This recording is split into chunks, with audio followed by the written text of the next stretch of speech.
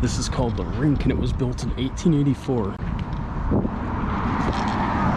There's a roller rink. How crazy is that? We're on a walking tour. I'm gonna learn some more about the Garden District here. I can't believe that was a roller rink. I know. That is just crazy. You should tell them how she said this was always a posh place and New Orleans was a slum. Oh yeah. Yes, this was always a posh place, she said. Even in the 1800s, Yeah, they even had in gyms. the 1800s. Yeah, people were paying money to exercise, so they had to be very wealthy. Yeah. And then the French Quarter was a slum. And they almost tore it down. They almost tore it down. It's a good thing they didn't, because now I can slum around there.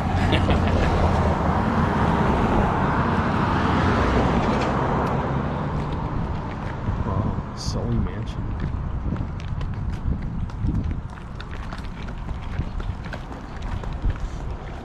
Jeez, that house is huge. No wonder they don't let us in with our shorts. Yeah.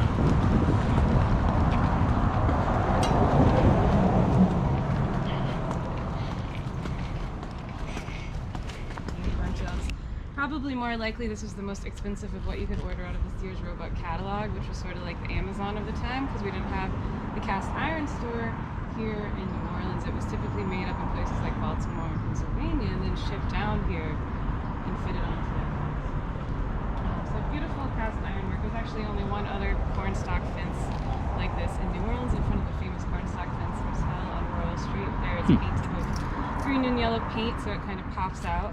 I like the more classic matte black look. And this fence is a great example of why we call it the Garden District, because you see it goes not just in front of this house, but in front of the house next door.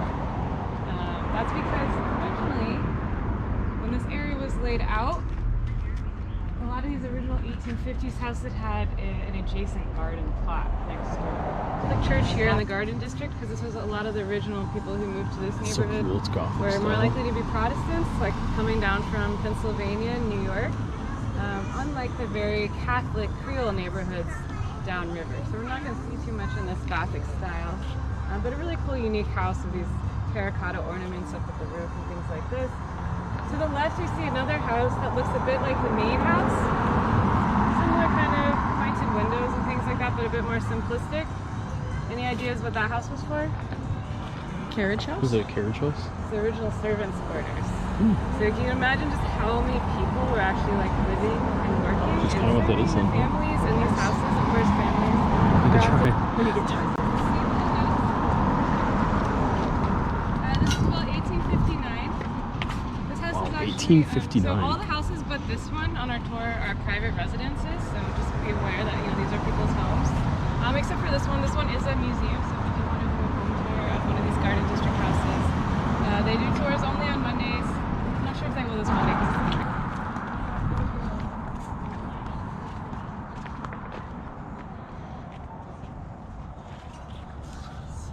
This is wild. Mansions. Yeah.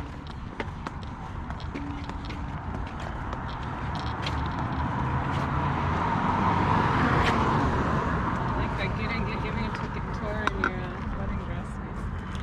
Nice. Alright, so we'll start by looking at this one across the way. Feeling quite institutional for a private house, right? But it was originally built as a private residence. This is the Bradish Johnson house. He was a wealthy diamond trade. One of the ways he made his money was inventing the burlap sack, which I think is really funny to just like a bag that closes at the top, but imagine it really revolutionized the shipping industry, which was so important here in this port city of New Orleans. So an interesting mashup of styles. This is a little later, 1870s.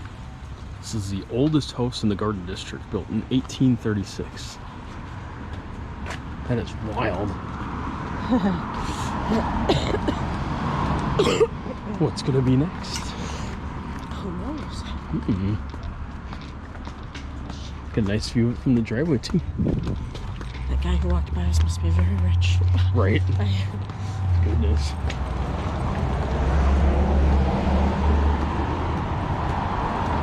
Most expensive private girls' school in all of Louisiana or something like that, they said. $40,000 a year. Yeah.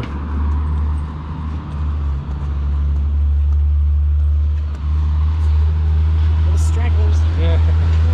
Yeah, of course. One of the reasons people love New Orleans is so much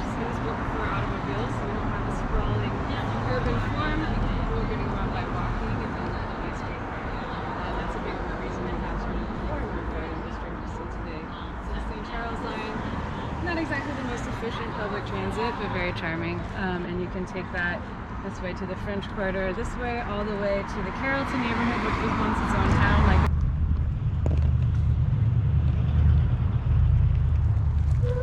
I don't know why this tree has like no bark.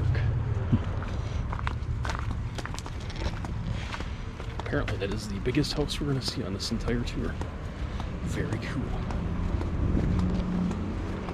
So you've seen the oldest and also the biggest. See, these cobblestone sidewalks are pretty awesome.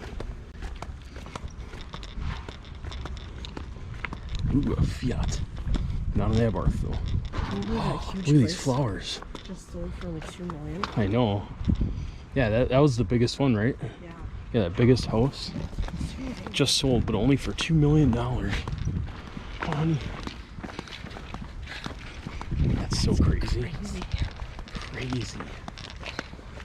There's houses in Sheboygan for more than that. I know, right? I bet it sold for only $2 million because nobody wants to clean that big of a house.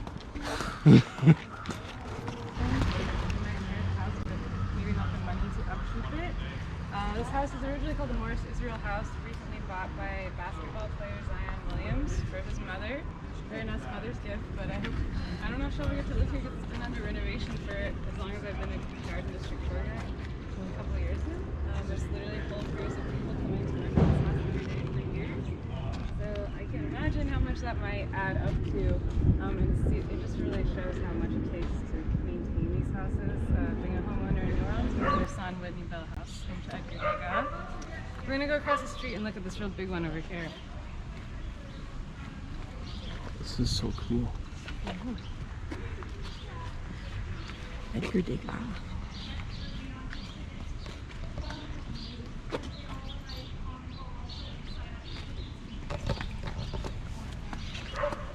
She said that one has some of the most intricate lace work with the cast iron, with the wrought iron railings and stuff. And I also learned today that that up there would be called a gallery because it's covered on top. Open air is balcony. Very interesting. Never knew that. The city was kind of a mess and the world was like, New Orleans is destroyed. And the producers came to that homeowner and were like, hey, let's show the world New Orleans is okay, we're open for business, etc. And then they agreed to film the movie inside and outside the house. Also put on our flags here, that's our City of New Orleans flag on the right. It's like a sideways French flag with three fleur-de-lis symbols, symbol of French royalty, representing a lily flower. You see this not just in the flag of New Orleans, a lot of other French colonial cities, Montreal, St. Louis, Louisville, you're going to see that fleur-de-lis symbol in their flags as well. That house was in a movie, I forgot, Benjamin Button or something like that. You can't eat here with shorts on. And this was started by Ella Brennan, the famous We Brennan can't eat family. there. So the Brennans were an Irish family. So when they got into the restaurant business, people kind of looked down on them because the Irish were considered a low-class people. We had a lot of Irish immigration in the late 1800s. The Brennans, what they did really was bring classic Louisiana cuisine to a fine dining experience to eat courtesy from The Commander's Palace is a very cool looking place, but Summer and I were not able to eat there because we are wearing shorts. So we are not proper enough. We are not posh enough to eat there.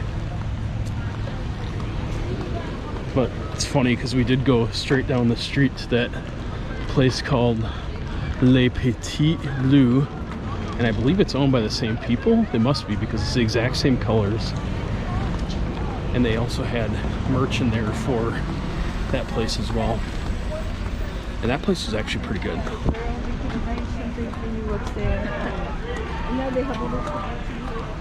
I should mention that one also doesn't have a dress code, so that was cool too.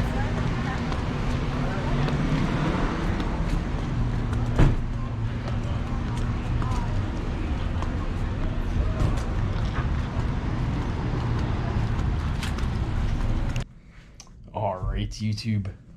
It is the last day of our Honeymoon. And I'm just finishing off the video here in the bedroom that we got, the hotel room. That sounds so bad.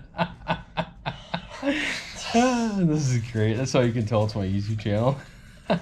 Anyways, so finishing off the whole entire trip here, and we just went for dinner, and we just had kind of a chill day after the walking tour over in the Garden District there. It was really fun though, huh? Yeah. And yeah, so we just kind of took it easy because we were just totally pooped after our whole entire trip.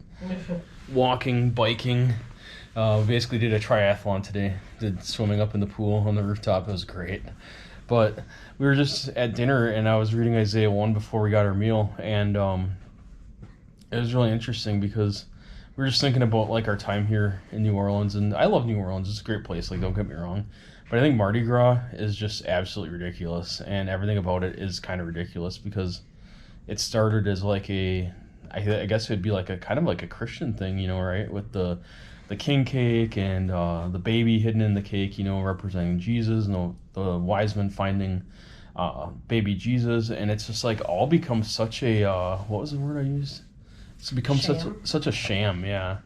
And we were reading Isaiah, and in Isaiah 1, so chapter 1, verse 14, the Lord says, "Your new moons and your appointed feasts my soul hates. They have become a burden to me. I am weary of bearing them." And it's just, there's so much here where the Lord is just speaking out against Judah and Jerusalem. And that's what it explains in verse 1. But we were just thinking about it because on our walking tour today, the lady said that Mardi Gras is it's a different time every year. And that's because I looked it up here. It's tied to the first full moon, which is directly tied to Easter. So Mardi Gras is always 47 days before Easter, and its date fluctuates depending on when the full moon occurs each year. And I was just thinking, it's like they follow these traditions, you know, and it's so ridiculous. Like, they almost shouldn't even bother following them anymore because it's just strewn or like deviated so far from what it originally was. It seems like there's really no purpose, and maybe there's some people here who celebrate it in a way that's not, I guess, what would you call it? They do the Mardi, but not the Gras.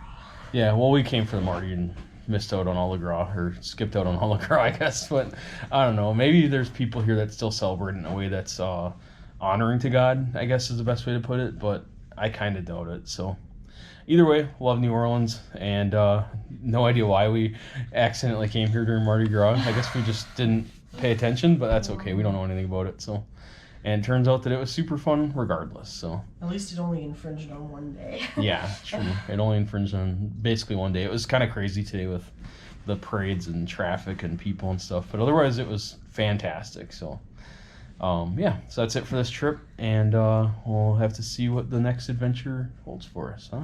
Yeah. It'll be fun. Later.